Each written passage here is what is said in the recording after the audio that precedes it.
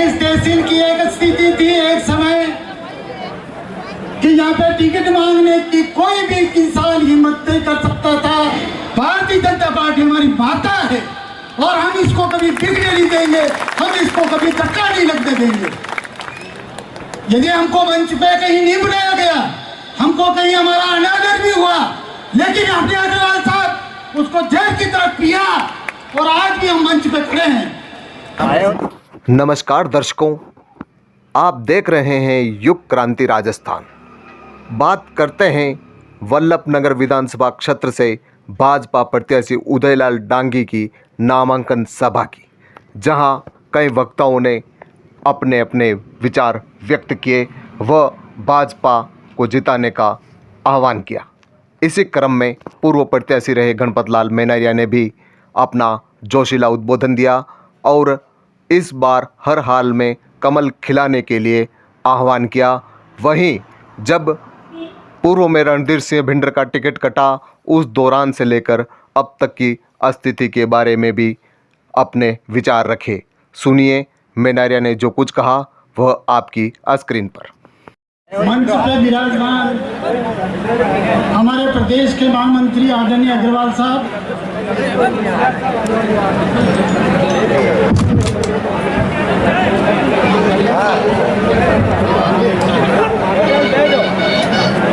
भाई श्री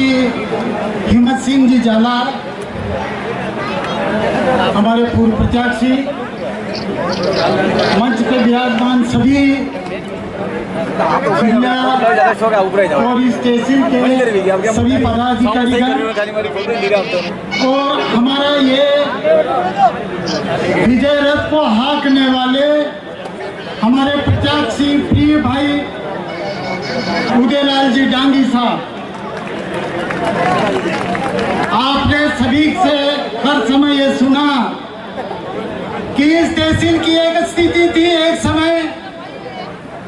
कि यहाँ पे टिकट मांगने की कोई भी इंसान हिम्मत नहीं कर सकता था, किसी जाति बिरादरी का आदमी हिम्मत नहीं कर सकता था। एक ऐसा समय आया इस राजस्थान की इस वल्लभनगर तहसील के अंदर कि यहाँ पे कौन चुनाव लड़े, क्योंकि भिंडर महाराज साहब का टिकट पार्टी जब काट रही थी तब उस समय मैं बचपन से आरएसएस कर रहा हूं और उस समय मेरे दिमाग में भी राजनीति करने का एक जुनून था और उस जुनून को लेके मैंने स्टूडेंट लाइफ से ही प्रधानमंत्री में एक टीचर के रूप में मैंने काम शुरू किया और इस प्रदेश का 8 साल तक मैं अध्यक्ष रहा। उसके बाद मैंने एक कॉलेज खोला और आज इस क्षेत्र के अंदर 4 कॉलेज और करीब 2.5-3 बच्चे और बच्चियां शिक्षा ले रही है। ऐसी स्थिति के अंदर जब भारतीय जनता पार्टी का एक समय आया तो मुझे स्वीकार करना पड़ा कि ये चुनाव मैं लड़ूंगा और पार्टी का आशीर्वाद मुझे मिला और आज इतने सारे जो कार्यकर्ता, आज उनको देखकर मेरा हृदय गदगद हो रहा है, क्योंकि उस चीज को जो हमने शुरू किया, फिर 5 साल तक हमारे भंवर सिंह जी साहब जो हमारे जिला अध्यक्ष भी रहे हैं, इनके सानिध्य में प्रमोद जी भी चले गए हैं, कई पदाधिकारी इस मंच पे हैं। उस समय एक ऐसी स्थिति आई, उदयलाल जी के मेरे मिलना हुआ और उदयलाल जी में जो ताकत,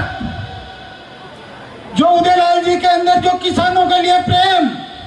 जो उदयलाल जी का मैंने जिस तरह से देखा, मैंने इनको वंदन किया और मैंने कहा कि उदयलाल जी